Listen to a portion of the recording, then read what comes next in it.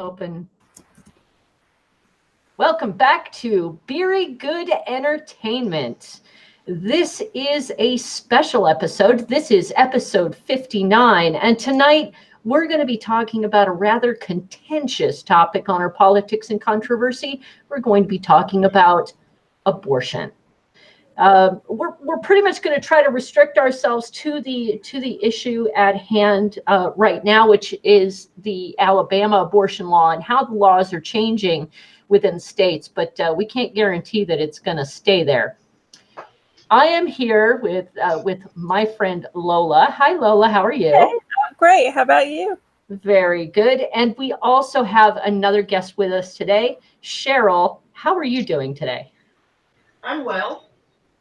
That is good, and we're really happy to have you. Thank you for coming and helping us talk about this. We kind of need all the support we can get. Definitely. So we're going to start out talking a little bit about some beer news, and just briefly, I want to mention that Lagunitas has worked really hard to unveil a live at Lagunitas 2019 lineup, and it includes some pretty spectacular live music.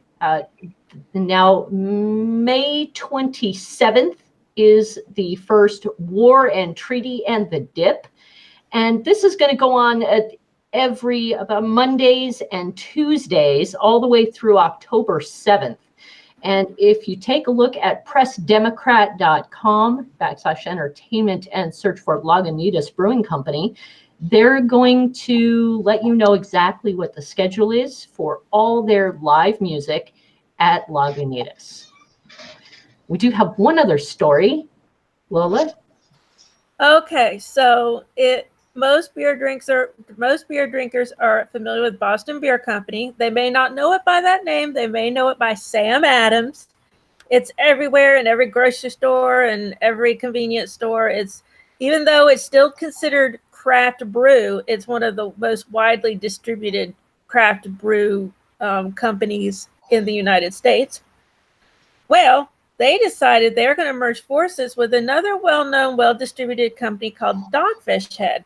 And I've had a lot of Dogfish Head, and I like them. They're pretty good, and a lot of Sam Adams is good too. But they're going to merge in a $300 million deal. Now, it's interesting if they'll still be considered craft beer after this, because Boston Beer Company is barely at that craft beer threshold.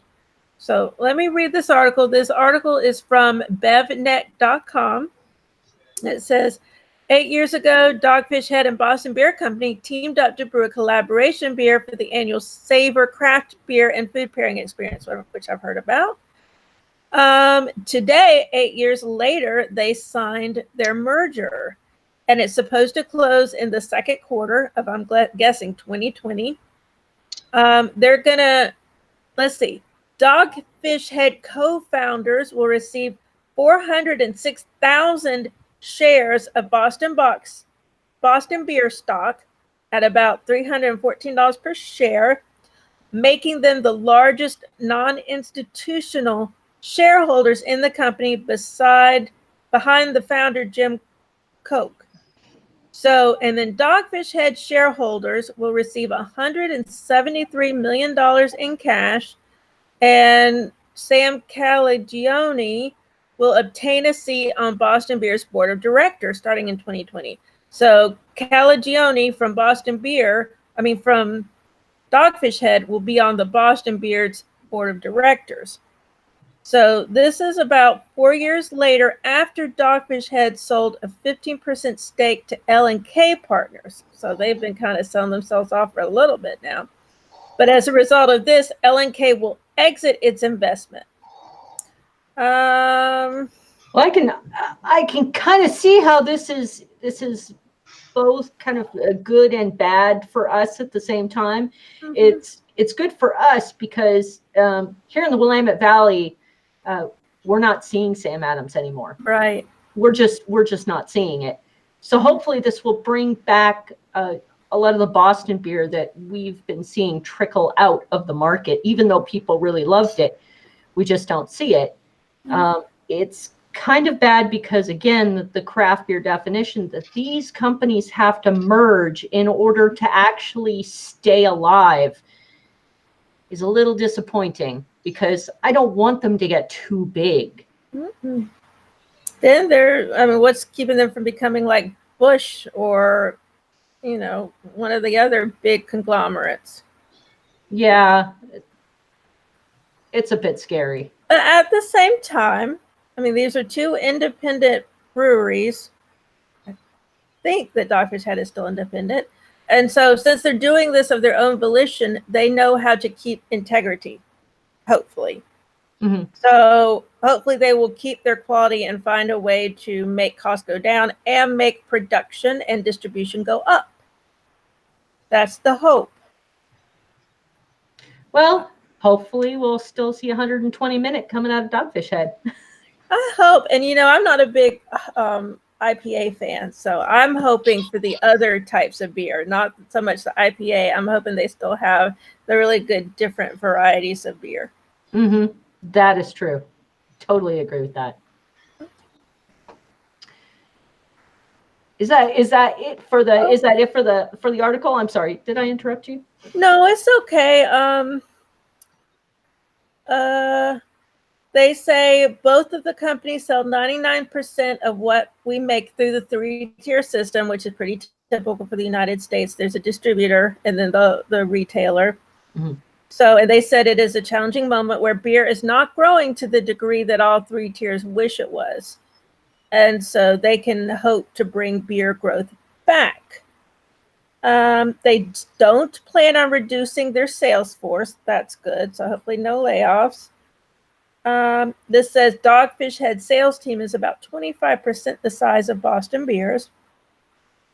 Boston Beer will consolidate Dogfish Head's financial results into its earnings late in the second quarter. So I guess really Boston Beer is going to be the one financially in charge, it sounds like. I'm trying to think of anything that really is bearing to us. The same president will be president and COO of Dogfish Head. That's good. We'll see approximately, the same types of decisions coming out. So it's not going to turn it all on its head. Hopefully not. Let's see. Boston Beer is the 13th largest craft brewery. Wait, no, hold on, let me say that again. The merger brings together the second largest craft beer maker, Boston Beer, with the 13th largest craft brewery, Dogfish Head. And both companies will retain their status as BA-defined independent craft breweries. So for the purpose of defining them as craft breweries, they're going to stay separate for that. So they still get their independent craft beer status. Yep. They got their cake and they're eating it. Yeah. Well, good for them. Hopefully it works out. I hope so. If it does work out, then we'll see a lot of good beer coming out of it. I hope so. Hopefully you'll get more Sam Adams. No, I hope so. Mm-hmm. Cheap beer that tastes good. Yep. You need that everyday beer. Now, if you're looking for a brand new brewery and you're in Massachusetts, you should definitely be heading to Weymouth, Massachusetts, because America's hottest new brewery opened February 9th, and it's still running out of beer. Vitamin C Brewing is by Boston.com's definition, a new, much hyped brewery worth braving lines for. And this is odd because I can't find exactly what their premier beers are, but apparently everybody in Weymouth, Massachusetts really likes them. So if you're anywhere near there, they very typical started out with the 5-gallon batches on the stovetop and moved on to bigger home brewing. And then people start rating their beers on Untapped. And now they have opened an actual little brewery. So get out there and let us know what you think. There are only 12 taps, and usually 10 or so are filled with fresh offerings. And with that, I'm going to ask what you're drinking today, Lola. I'm so excited. I haven't opened it yet. Okay. My favorite brewery, my favorite brewery in the whole wide world, Funky Buddha. I don't think I've had this one before, but sometimes I forget. I may have, but it's called Last Buffalo. I can't read anything because there's no overhead light here. Let me turn on my phone light and see if I can read anything. The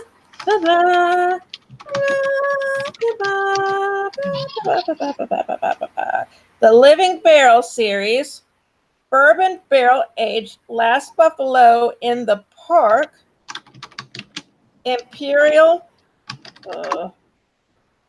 my eyesight is not good, porter, aged in barrels with cocaine. No, coconut. I really thought it said cocaine for a second. I was like, no, cocaine. Nope, I did it again.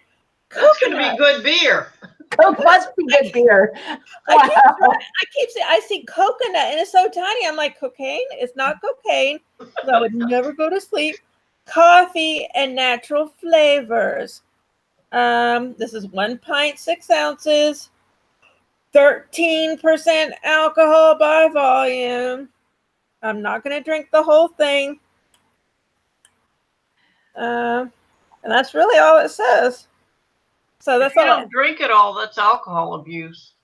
Well, I do. I am supposed to get up at 6 o'clock in the morning, and plus I have to be I have not necessarily sober, but I have to be aware for Game of Thrones, because I have to exit the hangout at 9 for Game of Thrones. Y'all can keep talking as long as you like, but it's the series finale of Game of Thrones, so I have to be there at 9. So I need to have my wits enough about me so that I know when to be upset by the way they've done the characters. So I've even got my Game of Thrones glass. Game of Thrones, Game of Thrones. There you go. All right, so.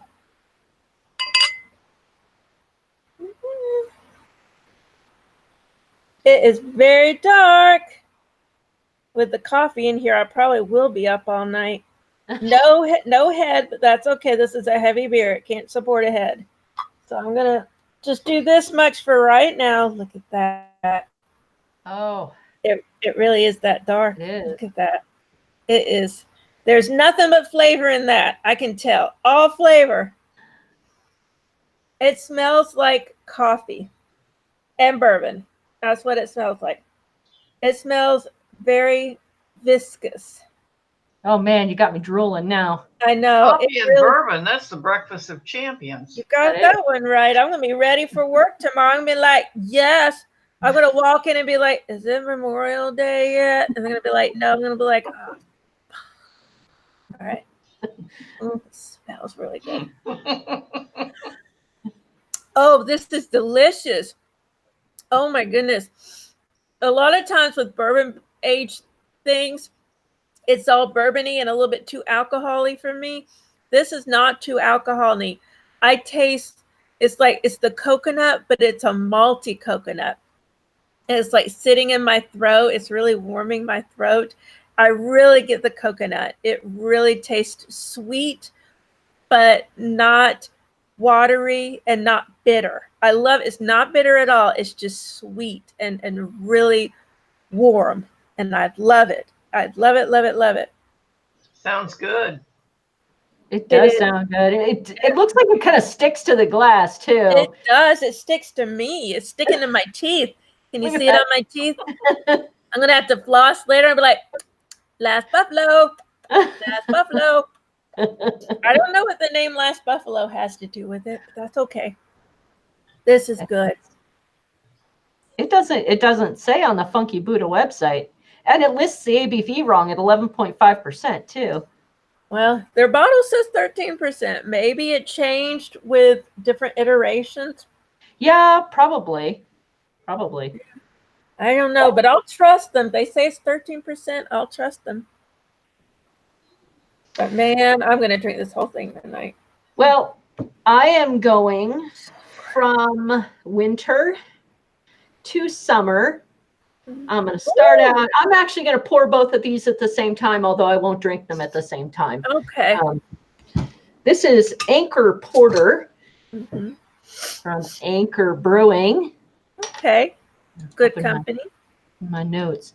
And it is Anchor Porter is a 5.6% porter with 2-row pale caramel, black, and chocolate malts, as well as northern hops. Now, I have had Anchor steam beer before, but apparently I haven't had the Anchor Porter, although I would swear that I remember it. I'm pretty sure I've had it.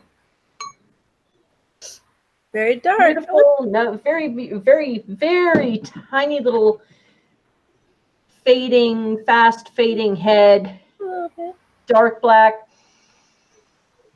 And it's got that classic northern hop profile with lots and lots of roastiness.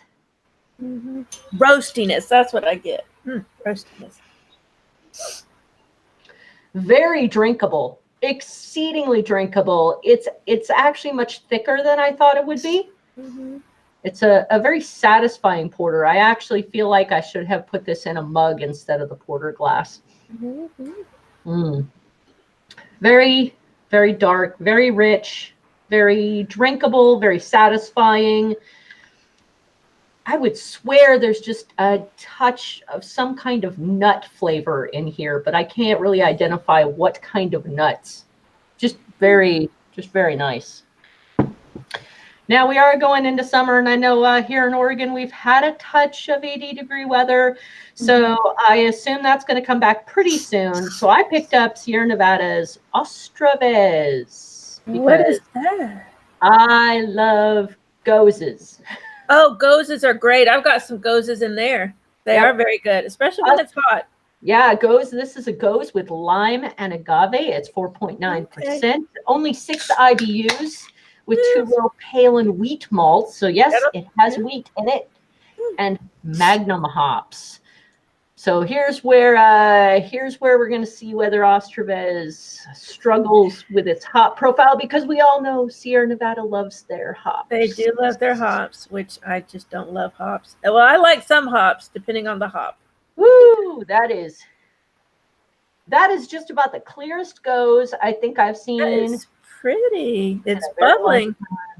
Yeah, very, very well carbonated. Big, thick, white head. Now, here's a question. If you drink a dark, thick beer like porter, does it affect how a lighter beer like that is going to taste? I'd say this would affect the porter more than the porter affects this, which is why I sipped the porter first. Now, I'm the opposite. When I get a flight, I go with the lighter beers first.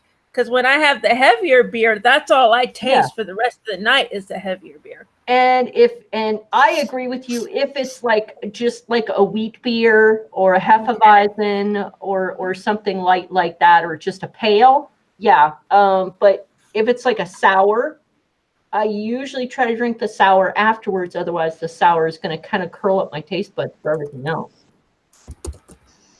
And this is weird. I can actually smell the agave in this.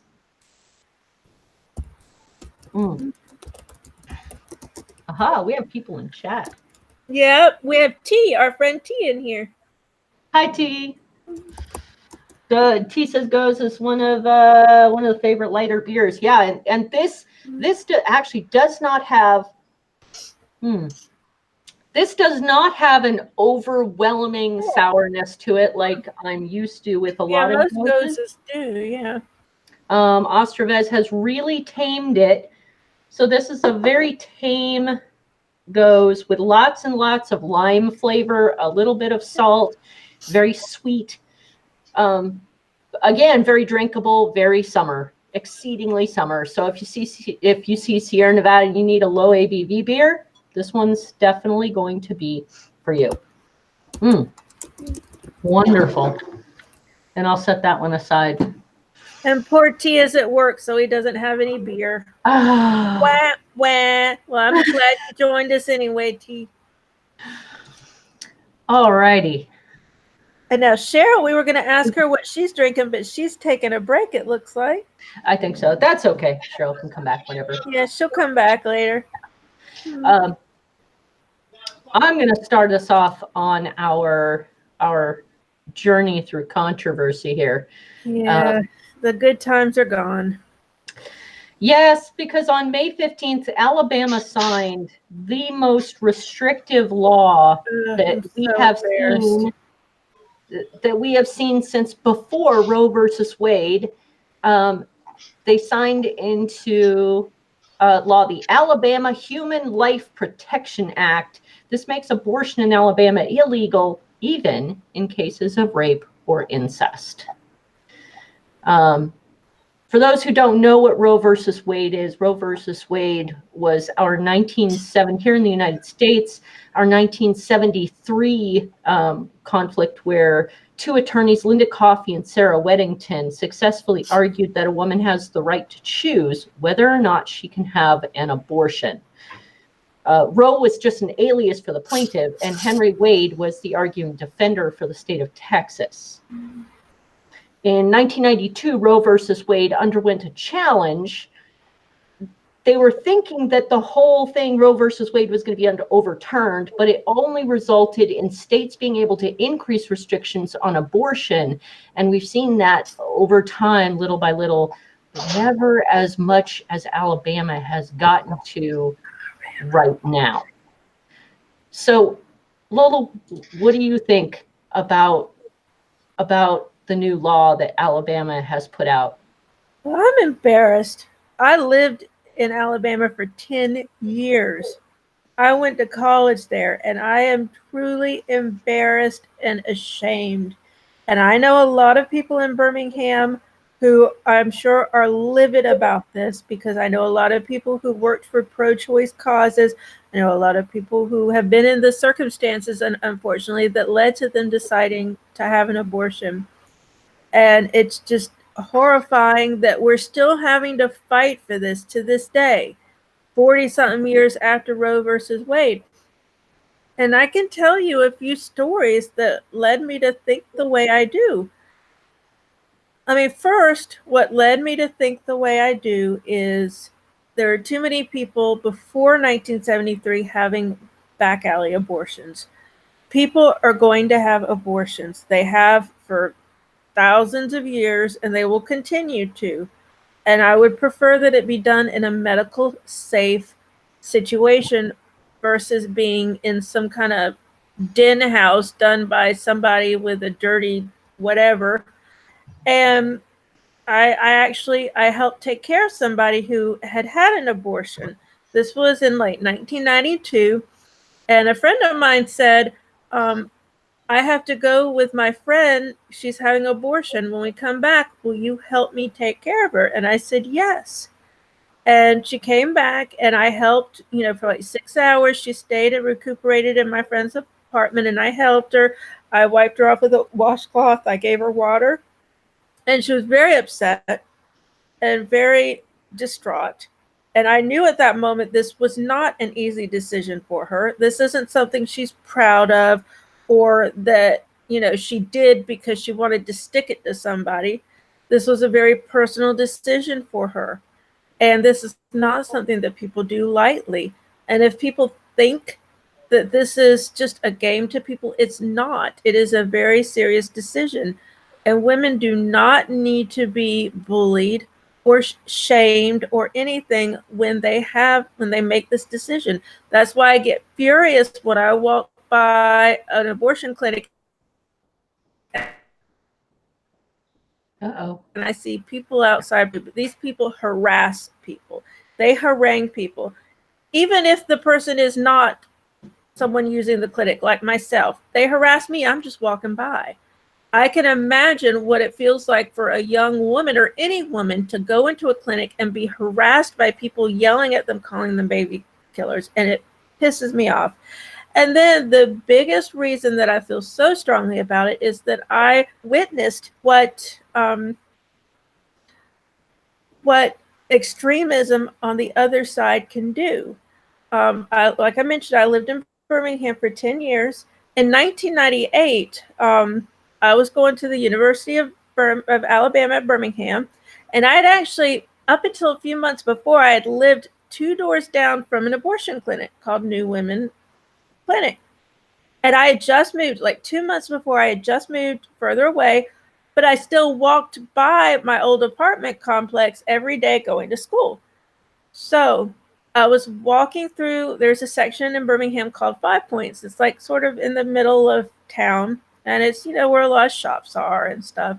And I was walking through there, and I saw a lot of people, a lot of ambulances and police and news stations. And I asked somebody, I said, what's going on? And they said the abortion clinic was bombed. And I was like, what do you mean? I walk by there every day. What do you mean? I said, I used to live right by there. What do you mean? I mean, even the Domino's I worked at was right by there. I'm like, what do you mean? This is my neighborhood. This can't be happening. And so I walked down 10th Avenue, which is where the clinic is, and I stuck to the other side of the street because there were news people all around, police, everything all around. And I saw the building, and I couldn't really see the front door where it happened because there were so many people around. But just seeing all those people and all this in my neighborhood, it horrified me. And this is a place where, women should feel safe. Because, I mean, to me, this is a clinic. This is where you go when you need something medically done. You're scared, and most times you're young. You may not have anybody with you. This is when you should feel safe. And the thought that someone ripped that safety away, that just rattled me to my core. So I walked to school, and I went to the computer lab, and this was when I had first started using the internet. So I went to msn.com, and I saw an article. It was the front news. It was the front page news on MSN. And I was reading articles, and it chilled me. I couldn't believe this happened right here. And, now, of course, I'm in Jacksonville. We had a mass shooting here. So it's becoming more apparent that violence is everywhere. But that really affected me in 1998 to have something like that happen right by me. And it just pissed me off. And because of all these experiences, it's just led me to the path where I understand abortion is going to happen, whether I like it or not. And I will say this, if anyone tells you they like abortion, they're lying or they're a sociopath. No one likes abortion. It is a fact of life. It happens. People are in circumstances where they can't afford to carry a baby to term. Sometimes they just don't want to. They don't want to carry it, and it's their body. And one of my friends on Facebook made the point, my friend Janice, she made the point that this isn't about babies. This isn't about pregnancy. It's ultimately about men having control of women. And 25 men decided they want to put this bill forth, and they want to control women's bodies. And that's what it's about. And I am not about to let anyone control my body or any other woman's body. That is their body. So that's what it comes down to, whether you like abortion or not. I don't know anybody who likes it, but it's not about abortion. It's about having control of your own body and doing what is best for you. No one can tell you what's best for you. No one can tell you that you can afford to keep a child or that you'll be a good mother or not. That's up to you to decide. That's true, but it was a female governor that signed the bill. She's a vile human being. Mm-hmm. I can't stand her. Yeah, Cheryl,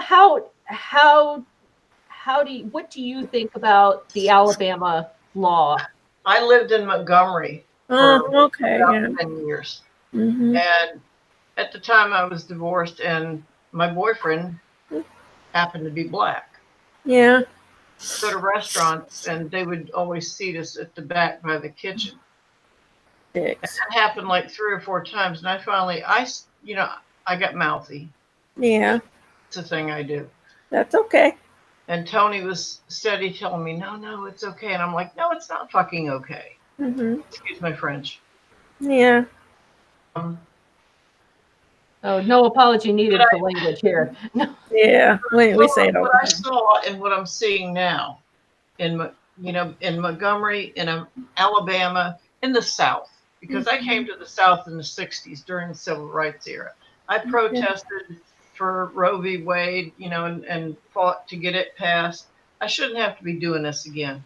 Right. I'm old. Now they got me pissed off. In 2019, it's been over 40 years. I thought we were done talking about this. Yeah. I had a friend Ireland in just, Ohio. Yeah. Oh, I'm sorry, Cheryl, go ahead. When I lived in Ohio, which is where I'm from, and I'm really pissed at Ohio right now. They've done the same thing, not as draconian as Alabama. Florida's next, honey. Florida's next. Yeah. Oh gosh, don't say that. I mean, I'm beyond the age. It's coming. They've already proposed a bill here. God damn it. Yeah, Georgia, Kentucky, Missouri, Mississippi, and Ohio stopped short of outright bans, but they did pass heartbeat bills, which effectively prohibit abortions after, I believe it's like 8 weeks of pregnancy, which is ridiculous because there are women who don't even know they're pregnant then. Right. If these people had a medical degree, they would know that the embryo at 6 weeks only emits electrical impulses. The heart hasn't formed. Yeah. It's just a little tiny thing. With a tail. Yeah. It's just a little tiny thing. And I have 5 children that I gave birth to and 4 that I adopted. Mm-hmm. And probably 24 out there that I've taken in and adopted, and they call me mom. Mm-hmm. T is one of them. Yeah. Hey, T. He's watching. Mom's here. Oh, good. And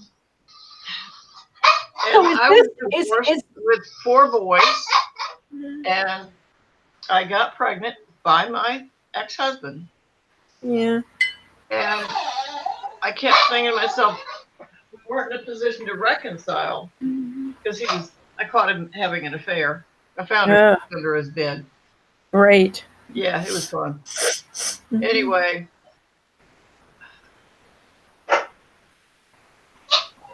I had 4 boys. I had a 14-year-old, an 11-year-old, an 8-year-old, and a 5-year-old. And I was a single mother. Lived in 2 different states, so it wasn't like I had constant support. And I had an abortion.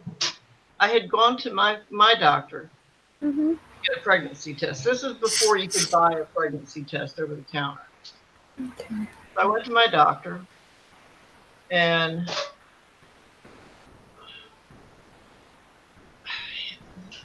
it happened to be a friend of mine who had helped deliver my youngest son was working there. And I don't think I've ever felt as bad about myself as when I told them I had terminated the pregnancy. My doctor refused to see me anymore. That's sad. And I never spoke to my friend again. She wouldn't take my calls or anything. That's so sad.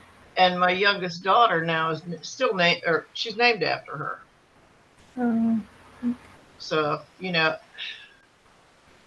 there is no shame that should be had in that situation. Because I don't walk in somebody else's shoes. And nobody walks in mine. And it's none of their business. And there's so many people who just, like my older sister, she had a child, gave her up for adoption. The child found me, had reached out to my sister, and she says, I'm glad you had a good life, but I really don't want a relationship. If I had, I would have. Wow. Wow, that's harsh. Ouch. She and I are really close now. Oddly enough, she lives here in Jacksonville. That's interesting. Yeah. And it's like I have a whole other family through her that I can't tell my sister about. Yeah. One of Jenny's friends in Ohio got pregnant before she ever did. And she had to go to New York. That was the only place you could get like a backroom abortion. And it wasn't legal anywhere at that point. No. And she didn't even make it home. She died? Oh. Right there in Oh my that dirty, dingy place. Jesus. From a perforation. And they literally took her and put her on sat her on a bus stop bench. Damn. That's why I don't want to go back to that. I don't want that. I can't People make deserve- babies anymore. I'm 63 years old, but I'll be goddamned if they're going to tell my daughters and my granddaughters and my great-granddaughter what they can do with their own uterus. Exactly. I can't either. I haven't had a period in a year and a half, so I don't think I could. But I have nothing to do with this equation. It doesn't matter what I think. What matters is what you think when you're in that situation. Exactly. That's all that matters. Your body, which is none of my business. None of my business. I don't know your situation. And like I said, it's none of my business, but there are also situations where if the women can get killed. I mean, if they're in a very conservative family and the family finds out that they're pregnant without being married, in some cases, in some cultures, they'll be killed. In some, they'll be ostracized, sent to a nunnery. They're cast out. There's so many bad things that can happen to a woman as a result of an unplanned pregnancy.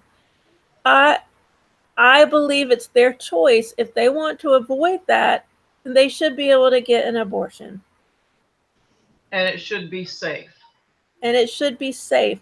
Abortion needs to be safe, regardless of the circumstances, regardless of whether anyone likes it or not. Abortion is legal and it needs to be safe. It needs to be medical.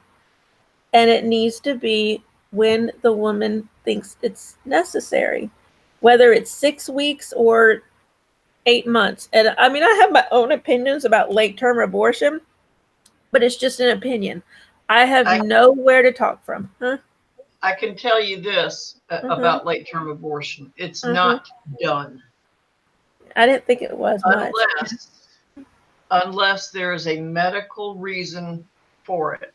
Danger to the mother. It was like in the mid-90s. I lived in South Florida, and one of my neighbors was pregnant. And she was so excited. This was going to be her second little boy, and she was all excited. And she called me one night because we lived in a complex, and I lived on the pool, and she was like across the pool from me. Yeah. She called me one night, and she says, I can't feel the baby moving. Oh, no. And I said, honey, because I was like the earth mother, because I had so many. Yeah. And I told her, I said, honey, sometimes that's normal. But if you don't feel any movement by the morning, call your doctor, which she did. She went in, doctor says, no, you're fine. And she says, but you didn't do a sonogram to find the heartbeat. You didn't do anything to hear the heartbeat. It's normal. They stop moving sometimes. Birth is imminent, blah, blah, blah. And I'm like, 5 times I've given birth, I've never had them stop moving. Yeah, that's kind of weird. Not completely. No, they might go to sleep for a number of hours, but then their toes are back up in your rib. Yeah, exactly. There's going to be some kind of movement, a foot or a hand or the head or something's going to tell you. Yeah. Well, she told me the next day that she still wasn't feeling any movement. I said, go to the ER. Right. I said, go to the ER, go to St. Margaret's ER, and get checked. And she did. And of course, it was the situation where the umbilical cord wrapped around the little boy's neck. And he was already gone. Oh, that's so sad.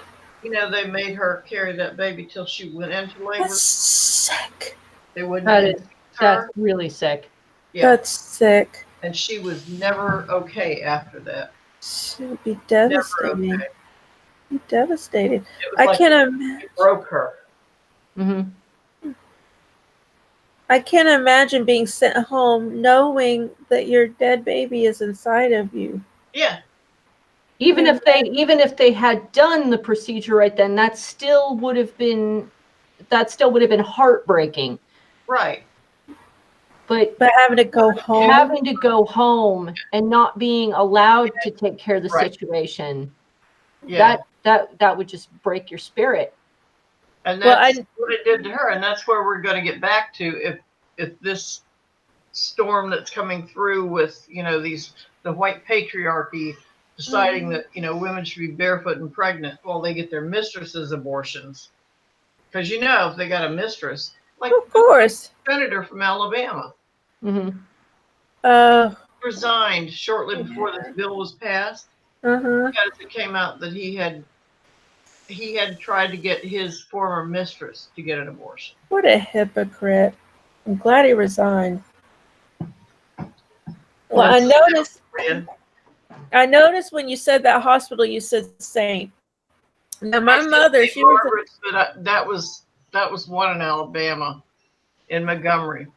Well, reason I was asking, my mother was a nurse and she worked at a hospital called St. Joseph's. And I asked her one time about abortion.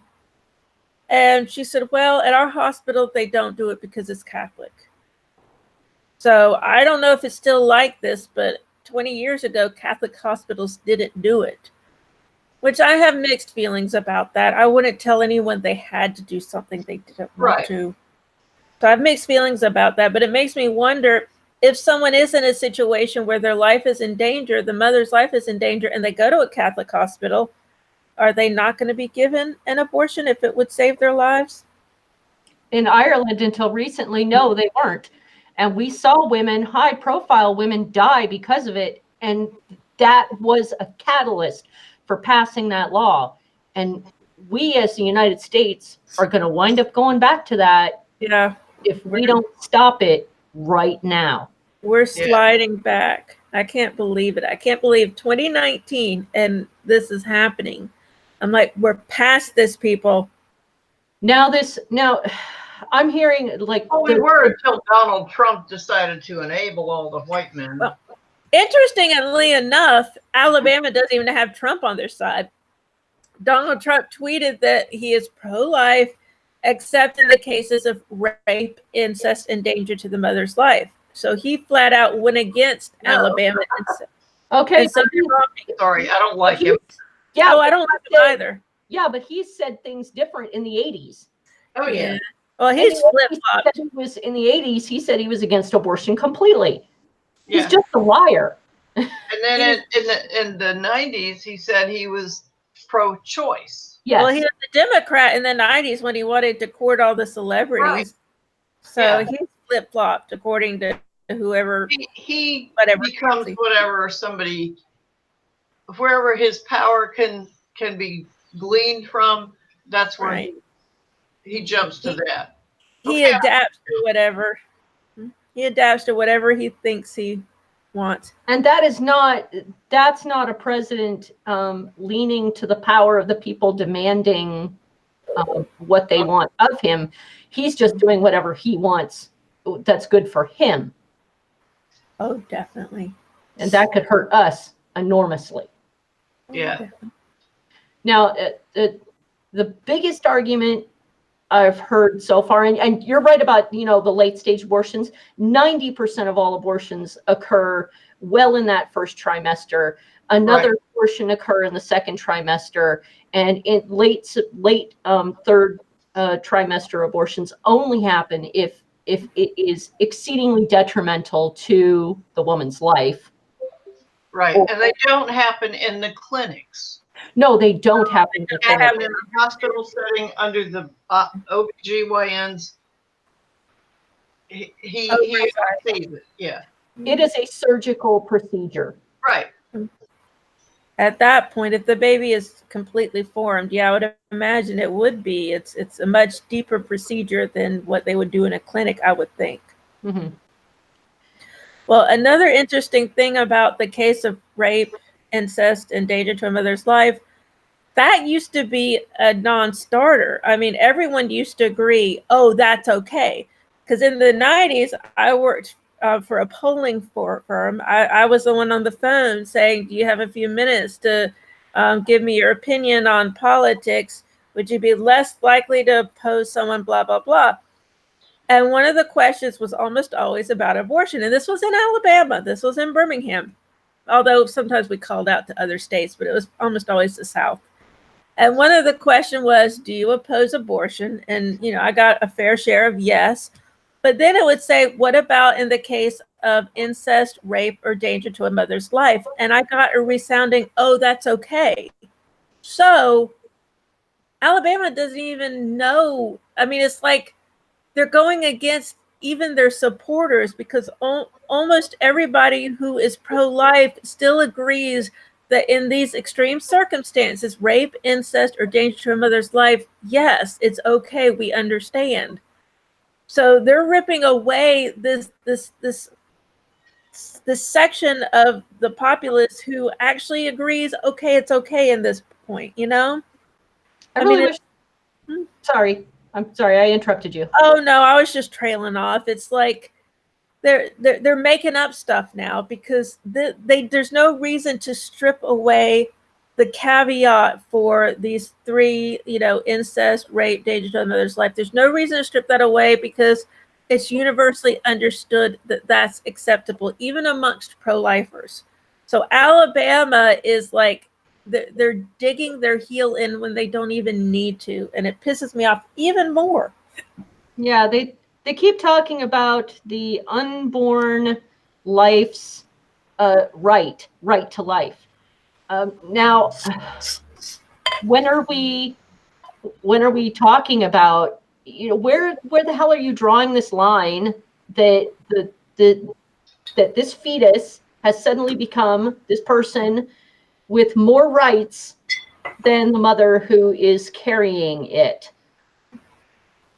Well, medically, it's not even considered a fetus until the woman is 8 to 9 weeks pregnant. Okay.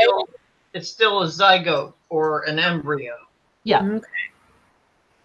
So And the 6-week thing, like you said, you may be a few days late on your period and not even realize that you're pregnant. that's and not a fair. the morning after pill, which is totally ridiculous. And I guarantee you, birth control is going to go next. Well, they were talking about that. I read somewhere.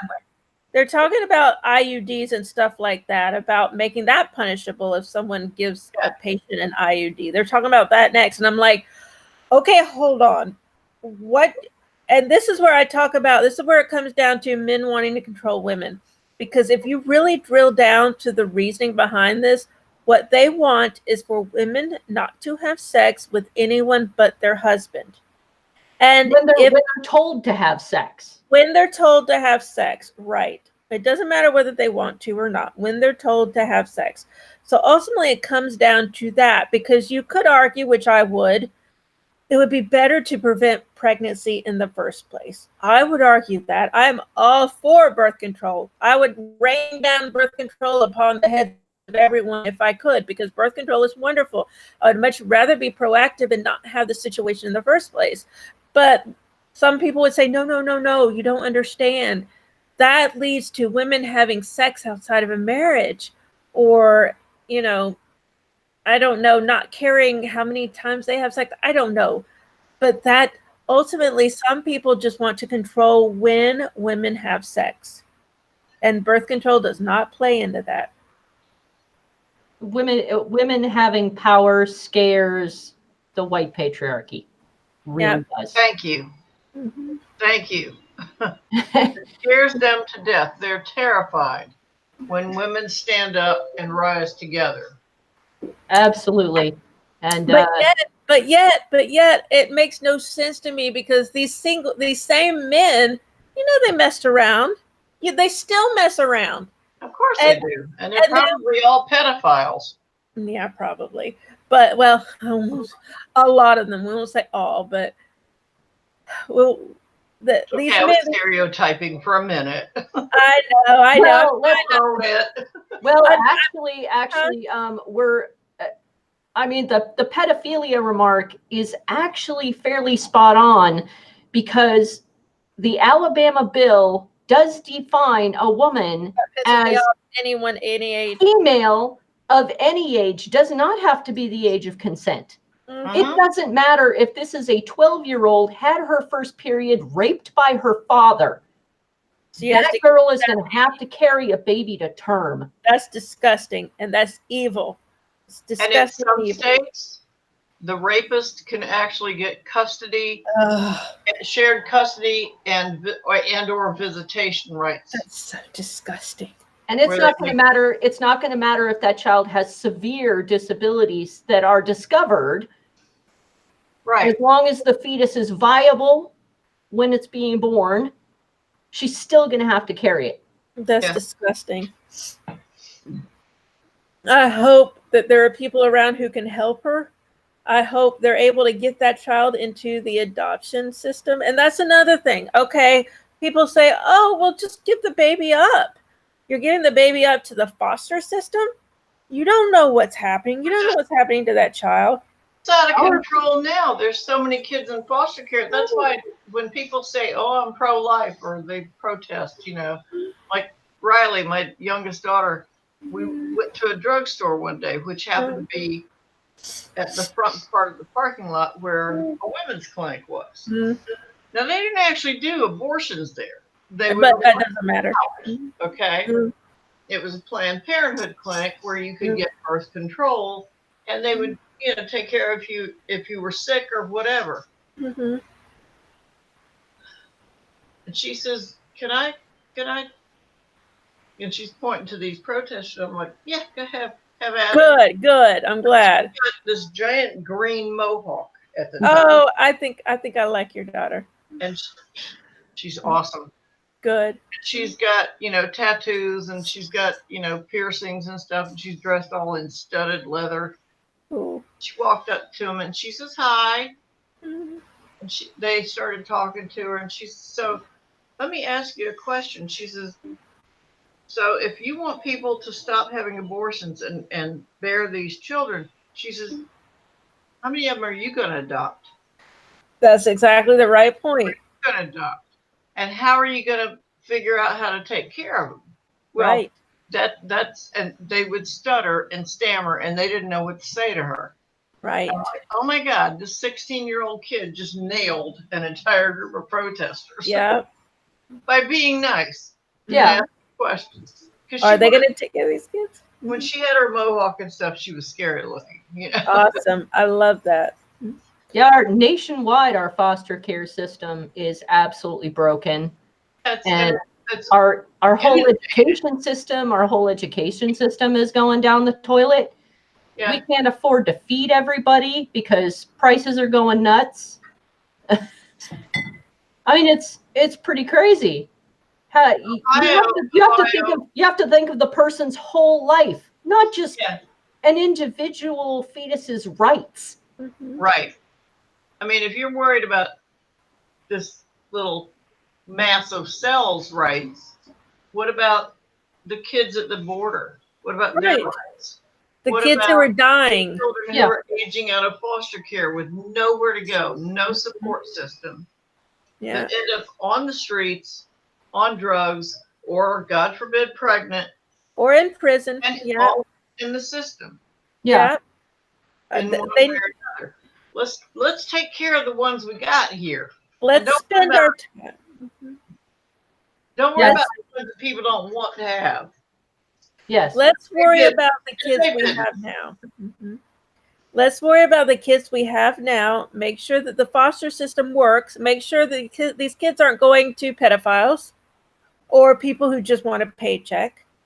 Let's make sure these kids are taken care of. And, Or sold into slavery. oh, yeah, human trafficking. Let's make sure Yeah. there's not human trafficking going on. Let's take care of the kids we can now. when we have a perfect system for living beings, then maybe we can talk about, this again, although I never want to go back to talking about this again because we shouldn't have to. But, we can't tell people what to do with their pregnancies until we can promise a near perfect world for them, and we can't promise that. So until we can promise that, we have no right to tell women what to do with pregnancies when they don't think they can take care of the child. They don't want the child. Some people just don't want children, and that's Sorry, go ahead. I was going to say, that's another thing people don't want to face. People say, oh, but children are great, everyone loves children. Not everybody loves children. There are some people who legitimately just don't want children, and it's hard. My kids are not kid friendly because I grew up with so many kids. Yeah, it's a hard thing for people to accept, but there's some people who just don't like kids and they don't want them. Yeah. And people don't like to hear that. People don't like to hear that. They want to hear that women are natural mothers, and that they love children, they love to care for children, and that they love to cook and clean and do frilly things. They want to hear that. They don't want to hear that there are some women who just not are mother material. They just don't want to do it. Oh, dude, there is no such thing as a natural born mother. I loved my daughter when she was born, but I looked at this tiny baby and I had no idea what the screams meant other than diaper it, feed it, and it took me weeks. It took me weeks to learn to respond to certain things. In those few weeks, if you already are, if you're already in the mindset that I didn't want this little human to begin with, that can lead to a tragic situation. Absolutely tragic. Yeah. People who have mental issues. Yes. Think about the most extreme cases of postpartum depression, and you hear about women who kill their children. Maybe. Oh, go ahead. I was going to say, maybe when women are saying, I don't want to have a baby, maybe it's because they know that they don't have the capacity to care for a child. Mm-hmm. Maybe we should listen to them when they say, I don't want this child, I want to terminate this pregnancy. Maybe we should listen to them and think, well, they know themselves better than I do. There's a reason they're saying this. And it could be that they know that they might harm a child. They may know that about themselves, and we need to let them make that decision for themselves. And let's also talk about the financial aspect. Not just the cost to raise the child. Let's talk about the cost of the actual abortion ban in Alabama itself. Get me started. The bill in Section 2 literally compares this to Nazi genocide. They're going to treat doctors like genocidal people. It's going to become a Class C felony. That's not good. That includes crimes like criminally negligent homicide. It's punishable by no less than 1 year, 1 day, up to a maximum of 10 years. That's the very first offense. The second offense is 2 years to 20 years per second offense. A third offense is a life sentence with no less than 99 years. And a third offense is life sentence without the possibility of parole. Are you telling me you're going to put doctors in jail for this and treat them like felons for helping women? That's war criminals. And it's going to cost massive amounts of money to house these people. And the riots that you're going to have housing, putting these people in jail is going to cost. This is going to cost Alabama incredible amounts of money. Mm-hmm. And if we see but hey, they'll probably be in for-profit prisons that Trump and people have a hand in. That's a good point. Exactly. So, yeah, they've got to capture the audience. They're like, win-win. We get the prisoners. And that's disgusting to think of, but that may be a factor in it. Yeah, and who's going to pay for it? Guess what, pro-lifers? Guess who's going to pay for it? You. You are. Just hand me your money. Yeah. You may as well just write a check. If you think you're saving money by, saving babies, no. Then it's not going to work. I feel like I would like to stand on a stage in front of everyone in Alabama in a big giant theater and go, you get a baby, and you get a baby, and you get a baby. You get all the babies. And guess what? Babies. Guess what, white people? They may be black. Yeah. You may get a black baby. Or mixed. Maybe a brown baby, or it may be a baby of any color. Yeah, so some brown babies and some black babies. Right. Right. So everybody put your money where your mouth is. If you are pro-life, then you get to adopt one of these children and you don't get to pick. It may be a brown baby. It may be a crack addicted baby. That's right. You may wind up with a baby with a lot of physical deformities. A lot of physical deformities. Like my physical grandmother to shell out cerebral palsy. Oh, yes. Who's going to take care of that child? Yeah. You know what his wheelchair cost? Thousands. They were lucky. They had TRICARE because my mother had TRICARE. And daughter-in-law were still in the Navy, or he was still in the Navy. Good. TRICARE was still in effect, so they didn't have to pay the whole amount. But the total for his wheelchair was $10,000.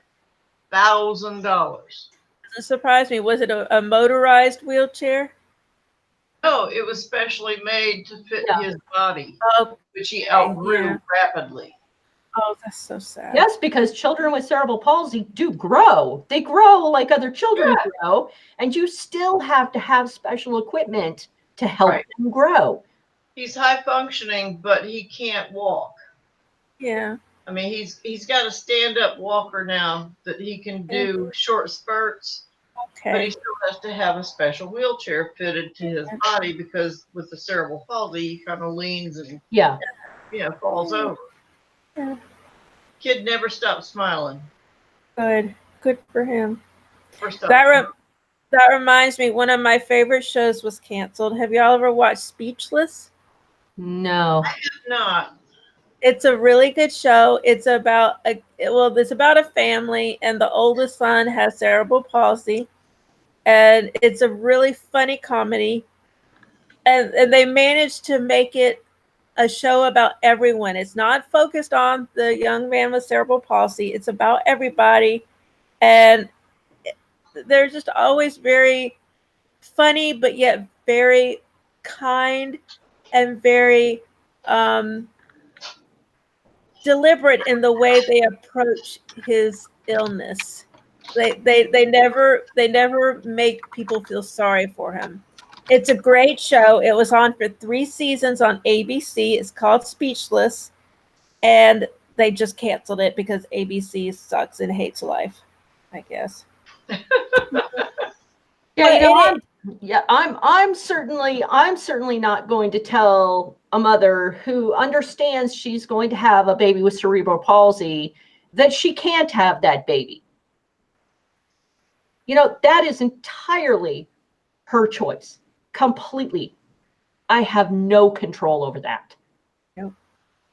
And there's some people who know that they're not in a position to care for a child with cerebral palsy. Yes.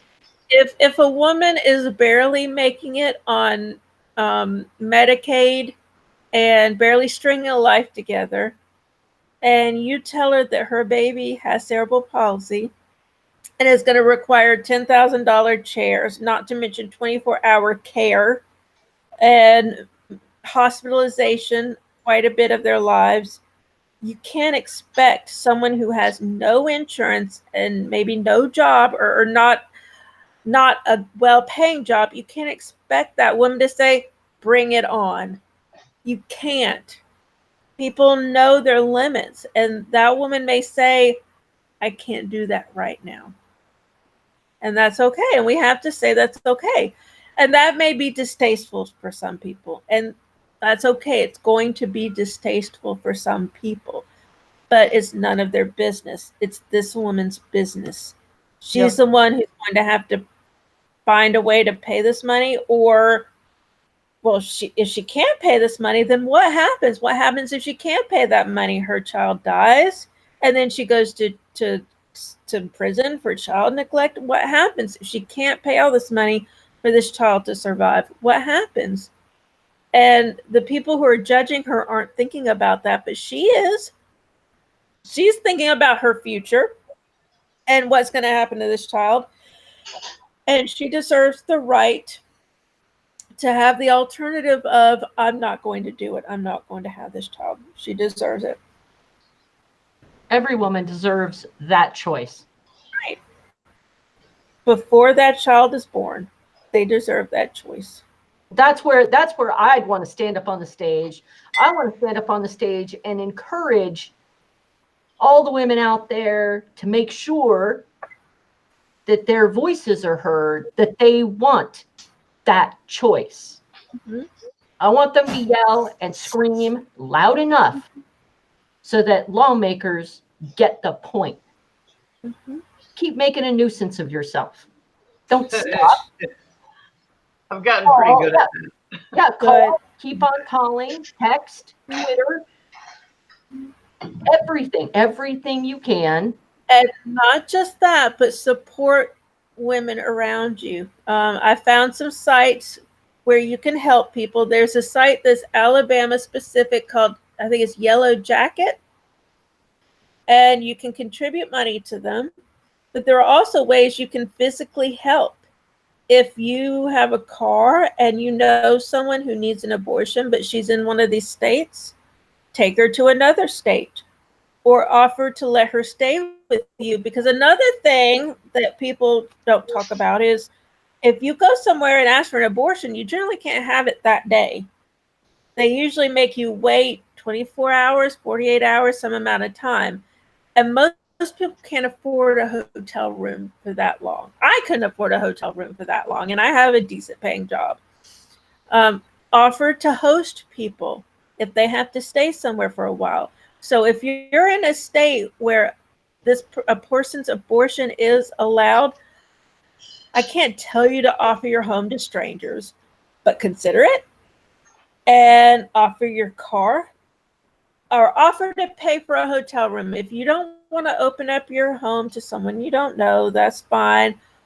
Offer to pay for a hotel room for somebody. Offer to help in any way you can, because beyond fighting for our rights, we still need to fight for our rights. We also have to think about the people caught in the net right now, because there are a lot of women caught in this net right now as we're speaking, and we need to help those people get through this. So donate money, donate time, donate a place to live, do whatever you can to help these women. Talk to them, be support systems for them, because they're scared. Even if these rights weren't being slowly repealed, this is a horrible, tough decision for any woman. Be there for women. If you hear that someone's thinking about abortion, don't judge them, don't chide them, don't shame them. Say, you do what you need to do and be there for them no matter what they decide. They may decide to keep the baby, and that's great. That's fine. That's wonderful. Anyone who chastises someone for keeping a baby is just as bad as someone who chastises someone for aborting a baby. Don't chastise women for the decision they make. Be there to support them. Say, I'm here, whatever you need. Do that for any woman you know. Anyone, just do it. Mm-hmm. Absolutely. And if you're not in Alabama, look up. It's very easy to find your state's laws on abortion, and make sure that you're telling your lawmakers whether what they're doing is right or wrong on the issue of choice. They have to let us choose. There is no other option. They need to let us choose, because that's between us, our families, our doctors. That's it. Nobody else. Yeah. It's our decision to make. Stay out of my steel-plated pussy. Right, exactly. I have a clap trap here for a reason. Yeah. Nobody's getting in or out. What, Cheryl? Air high five. Air high five, yeah. Exactly. This is my business. And Get out my vagina. get out of my vagina. It's none of your beeswax. Well, T had to go for a bit. She's probably oh god damn it. There I go again. He's probably doing rounds. Probably. I know His dad's in the hospital. Is he at work or? Is he... Oh, he said he's at work. I need to check. I need to ask how his double tonight. yeah, and I need to ask how his father is doing. I haven't asked in a while. I do know he was in the hospital. Yeah. I gave T a lot of my stuff when my mom died, so hopefully they got some use out of it. we all still need to work, you know. Those of us who work for a living, we all still need to work. Yep. And he's in one of those jobs where it's a 24-hour type of job. So he can work Sundays, Saturdays, midnight, 3 o'clock a.m. He works all kinds of hours. I've got one of those 9-to-5 type jobs. Yeah, I don't have a 9-to-5 type job, but I still need to make the living. Even though I make my own hours, I still have to do a lot of hours. Interestingly, I mean, I think about you a lot, Linda, because, you know, I had my hair blue for a week. Yeah. And it was so pretty, and everyone at work loved it. Everyone except the HR director. Yeah, talk about a lack of choice. That woman needs to go jump in a gutter. And you know what? The HR director said, well, technically, she said, technically it's not against the company policy, but I would prefer you change it back. And I had a decision at that moment. I would have told her to fuck off. Well, I would too, but then again, I can't blame Lola for having no, not at all. Because if you need the money, you need the money. Well, right. See, this is where I cringed. Yeah. Sorry, Lola. This is where I like cringed because that's all right. I've been in big trouble before. I got in big trouble for mouthing off. Big trouble. I had to sign a form that said I wouldn't do it again, and they were very close to firing me. Yes. And so I was like, So I'm like, you know what? I'm going to save my umbrage for something a little more heavier than hair color, because there's plenty to have umbrage about, and I'm not going to do it for hair color.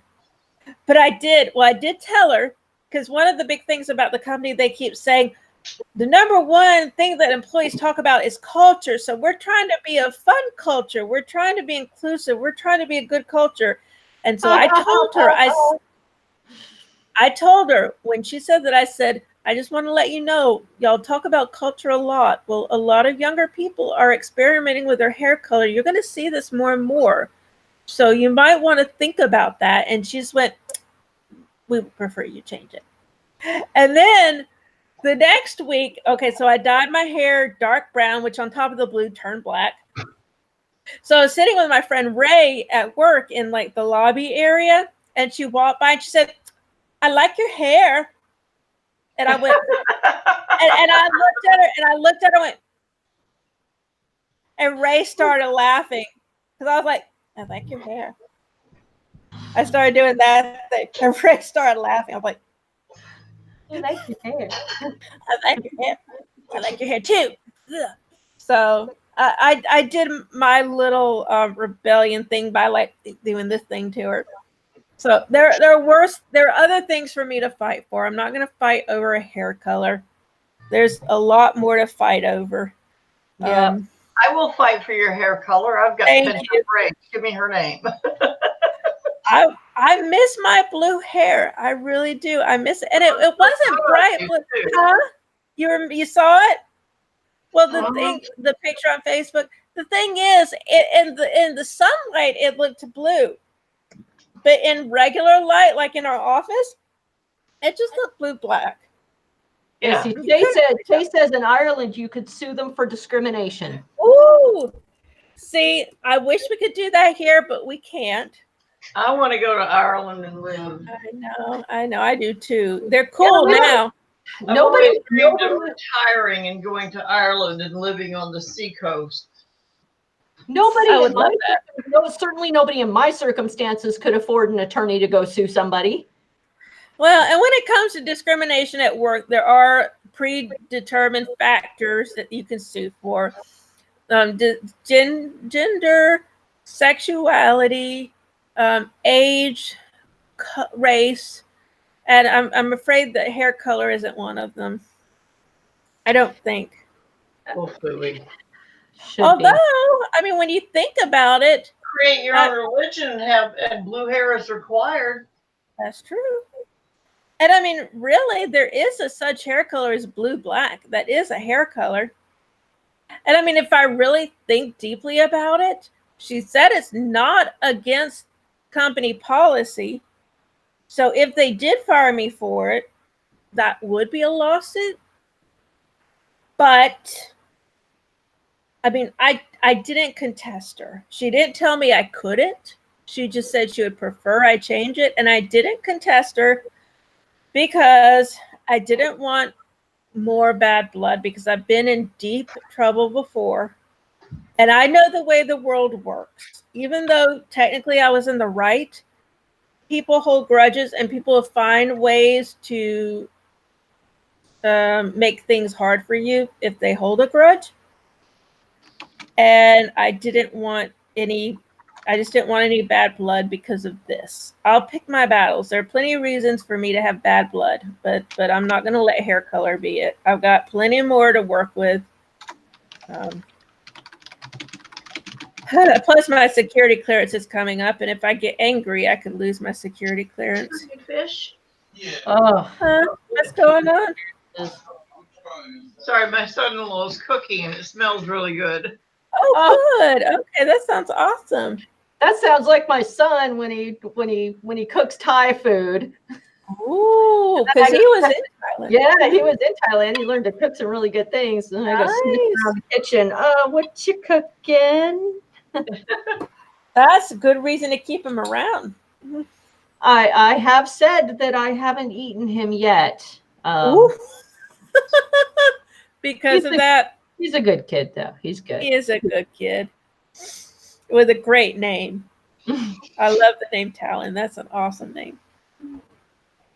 Well, does anybody have any other comments or questions? I have a question, but it's off topic. Okay. Is that a mural behind you?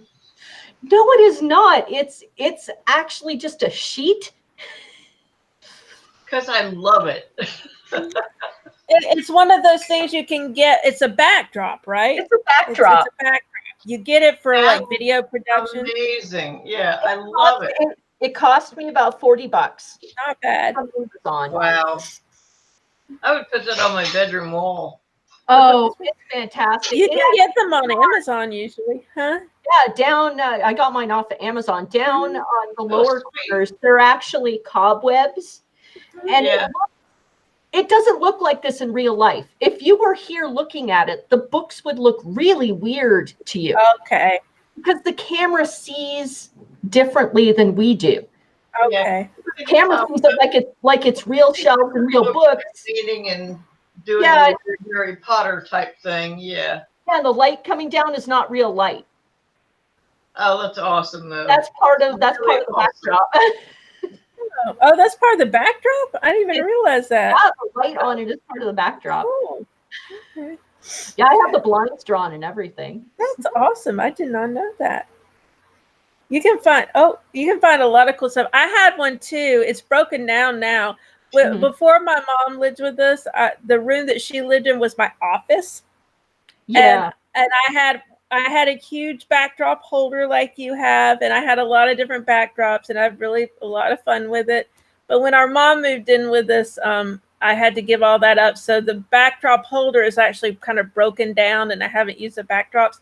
And now Clint's mom lives with us in that room, so it's going to be a long, long time before I'm able to have a room to set that up in. But maybe one day.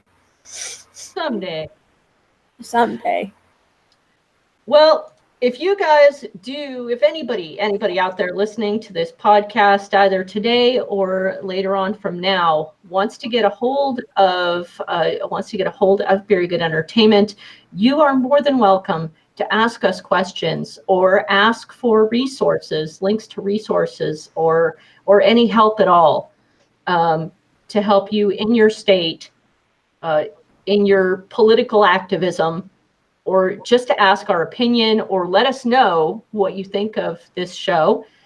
We are at beeryge.com. We are also on Facebook as at beeryge. You can share your favorite beers with us on MeWe at Very Good Entertainment. We're also on Twitter as well as at beeryge. Now, please, if you would like to help support us just a little bit, you can go ahead and visit our links on Very Good Entertainment. You can also look for our Twitter links. This week's Twitter link comes from Humble Bundle. It's actually a tabletop RPG gaming pack. This is fantastic for people who like to make their own games, especially for people who like to build models. You can download these. You can print them out. You can spend as little as $1. And you can give more. Humble Bundle is a great way to get a lot of things in a pack for your money. Be on the lookout. That Twitter link is already out on our Very Good Entertainment Twitter link. We also have links to Amazon and other affiliate links that will help us make this show, continue making the show, and continue making it absolutely fantastic. Cheryl, I really want to thank you for coming and sharing your opinions with us. It's really invaluable to have women who support other women. I had a great time talking to both of you. And you're more than welcome to come back anytime you like. Well, I will. Lola, keep me updated. I will let you know. We usually have our shows on Saturdays, every other Saturday. I was supposed to go to MegaCon in Orlando yesterday, so we didn't have our show yesterday, but Clint, my boyfriend, you met him, Cheryl, he didn't feel like going. He didn't feel like going, and I wasn't going to press him, so we didn't go. So normally we would have had the show last night, but we didn't. So every other Saturday we have this show. So I'll let you know next time. Okay. Just remind me, I'm old, I forget shit. Okay, I'll remind you. So, Lola, where in this wonderful universe can we find you? Well, consistently, you can find me on Twitter at Lola Laracy, LOLALARISCY. I have other locations, but I'm very horrible about keeping them up to date. So let's just keep it to, and MeWe, Lola Laracy. I think I'm Lola Laracy on Twitter. On MeWe too. So let's keep it to those two places until I finally get my act together and start posting other places. And don't forget that Lola has a book out, and I'm sure she'd appreciate if everybody went and read it. What's your book called again? Trudy Lim, Spaceship Captain Earth Detective. And one day I will have my second book out. I'm still working on it. It's a different kind of book. And eventually I will also continue the Trudy Lim saga. I'm just slow, tired, and old. So. And she's a baby. Shut up, Lola. Okay, well, I'm slow and tired. How about that? I'll take that. Okay, that's it. And I am Linda Tepler. You can find me at lindatepler.com. You can also find me on Twitter at ltepler.com. Please take a look for my book. It's called Hunchback. It's now available on ebook on Amazon. It's also going to be available on audiobook. It's available on audiobook.com right now. And it will be available on audible.com. It's already been submitted. It should be there within the week. If you're just looking for information about more writing and more entertainment, if you'd like to request a specific type of political or controversial topic, do let us know. You can also find me under the nickname Sorceress Zero, S0RCERESS0. We'd really love to thank all the craft beer makers out there. We'd also like to thank some of the vodka makers out there. Huzzah! Huzzah! You guys have a great night. and have a great beer. You too. Bye, Lola. Producer. Bye, Cheryl. Thank you so much. Producer. I'll let y'all know. I'll let you. Oh, we're still live. Yeah, remind me. Where's the producer? We're still live. All right. Jay. I gotta go because GOT. Oh,